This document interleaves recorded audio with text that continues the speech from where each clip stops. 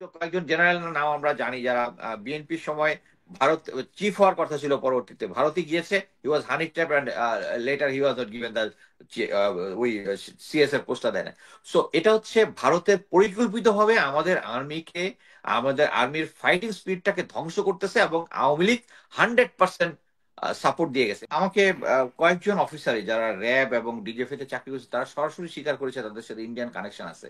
Even তারা এটাকে লজ্জাবোধও করে নাই যে এই জিনিসটা ইয়ে করতে, মানে তারা ওই যে কোরআনে আল্লাহ বলছে না যে তাদের জন্য এই জিনিসটাকে, ওই লজ্জার জিনিসটাকে আমি গৌরববোধ হিসেবে দেখাই দিচ্ছি, এরকম হুম। আওয়ামী লীগ এই লজ্জার জিনিসটাকে গৌরববোধ হিসেবে আমাদেরকে উপস্থাপন করে দিচ্ছে। এই জন্য অফিসাররা তাদের ইন্ডিয়ান কানেকশন আছে এটা বলতে লজ্জাবোধ করে না।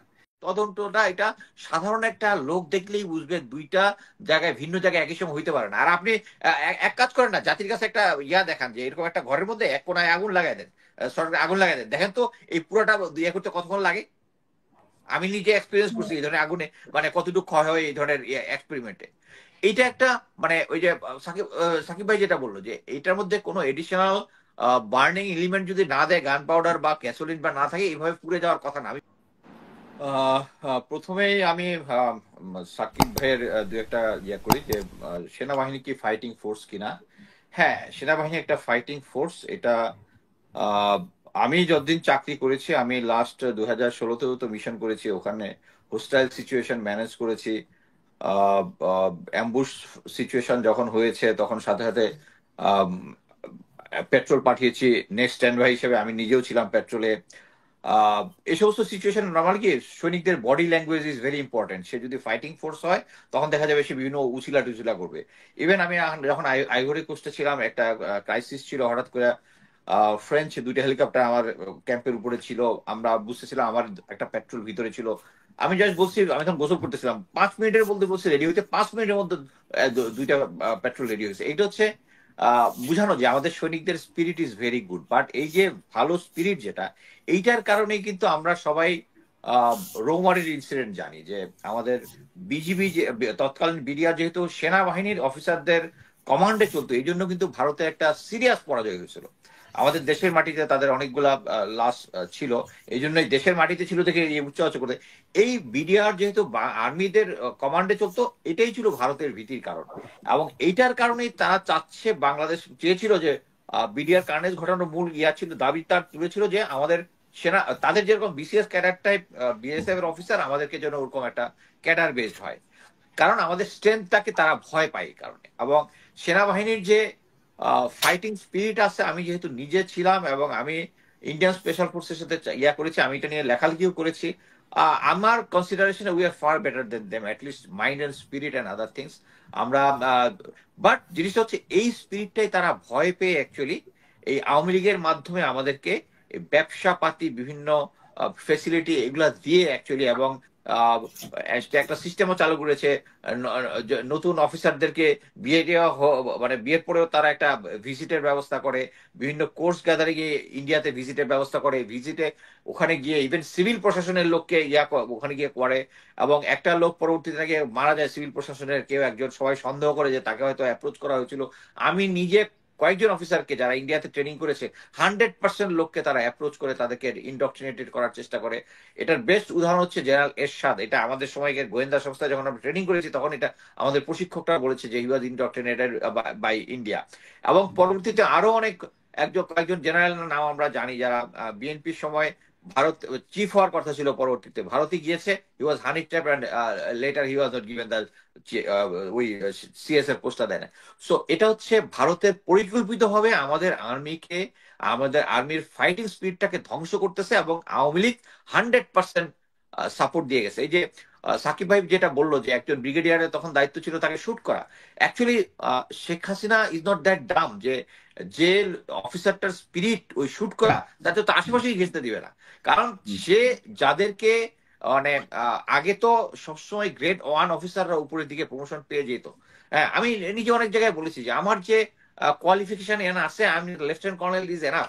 বাট আপনি এট প্রেজেন্ট দেখবেন ব্রিগেডিয়ার জেনারেল থেকে জেনারেল পর্যন্ত হয়ে গেছে, যাদের আমি পার্সোনালি মনে করি একদম বলতে পারি যে যে কোনো ক্যাটাগরিতে অ্যাটলিস্ট আমার career profile is better than them.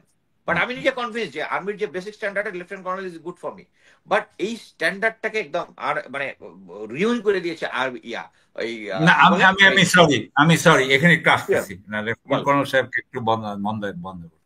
Ball lieutenant colonel সাহেব বলতেছে এটা ফাইটিং ফোর্স, উনি জি একটা ফাইটিং অফিসার, উনাকে লেফটেন্যান্ট কর্নেল করে ছাড়ে দিচ্ছে, এই হইলে ফাইটিং ফোর্স। আমি আমি আরো দুইটা উদাহরণ দিব, আমি একটু দুইটা উদাহরণ দিব। জি জেনারেল আমসা আমিন, জেনারেল আমসা আমিন উনি বোধহয় বগুড়ার জিওসি হইলেন 88 বা 89-এ, রংপুরে রংপুরে বগুড়া না রংপুরে। রংপুরে নাকি? আচ্ছা, ওইটা হইলো কি বোধহয় আর্মারের আমাদের হেডকোয়ার্টার নাকি? ওখানে আর্মারের কোনো ব্যাপার ছিল এখানে, ট্যাঙ্ক ফোর্স আমাদের? না মানে তখন ওখানে কোনো মানে ট্যাঙ্ক তো একটা ইউনিট থাকে, নরমালি আর্মার্ড ইউনিট থাকে একটা আমার ডিভিশন। মনে আমি যেটা জেনারেল আমসা আমিন থেকে শুনছি, উনি জিওসি হওয়ার পরে টুরিস্ট অবস্থায় ইন্ডিয়া গেছে, টুরিস্ট হইয়া। যাওয়ার পরে উনি কি করছে, ঘুরা ঘুরা দেখছে যে আমাদের নর্থ বেঙ্গলে কোথায় কিভাবে ওখান থেকে আর ট্যাঙ্ক আসবে কি আসবে। তারপরে উনি বাংলাদেশে আইসা ট্যাঙ্ক ফাইটে বাংলাদেশ কি করবে, আর্মার নিয়ে কি করবে, এটা নিয়ে একটা স্ট্র্যাটেজি পেপার বানাইছে। যেই উনি এই পেপারটা বানাইছে, এরশাদ গভর্নমেন্ট উনাকে ওখান থেকে সরাইয়া ফরেন মিনিস্টারে পাঠিয়ে দিচ্ছে। এটা হচ্ছে একটা, এটা জেনারেল আমসা আমিনের মুখে। আরেকটা হচ্ছে জেনারেল মাহমুদুল হাসান বলে একজন লেজেন্ডারি অফিসার ছিল, আমরা ফৌজদার, ওর নাম ছিল কাইল্লা মাহমুদ।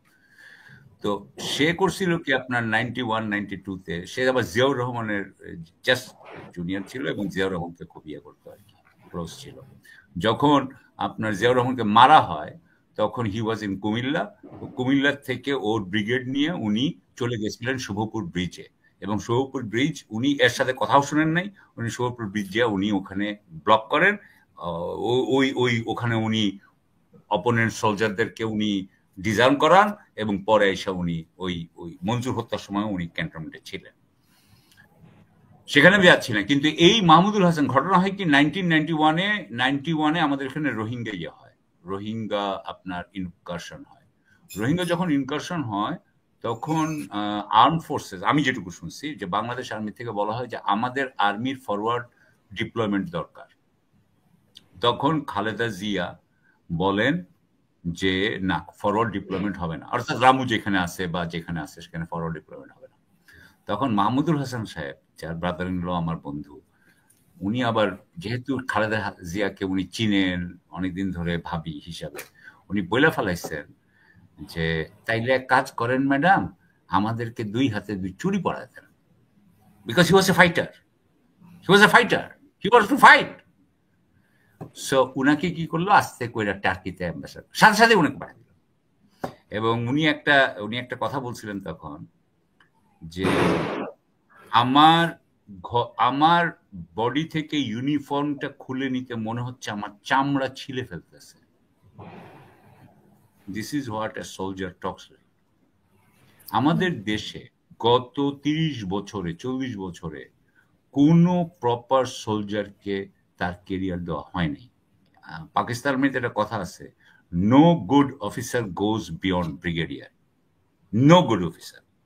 এটি হয়েছে। কিন্তু সেই জন্য আমি বলতে চাই, yes we have fighting elements but we don't have, আমি সরি তোমার মধ্যে ঢুকে আমি এত কথা বলে ফেলছি। জি মুস্তাফিজ ভাই, হ্যাঁ ঠিক আছে, আপনি ভাই যেটা মাহমুদুল হাসানের ঘটনাটা যেটা বলছে মায়ানমার বটে, এটা আমি সেনাবাহিনীতে থাকা অবস্থায় সিনিয়রদের মুখে শুনেছি এই জিনিসটা।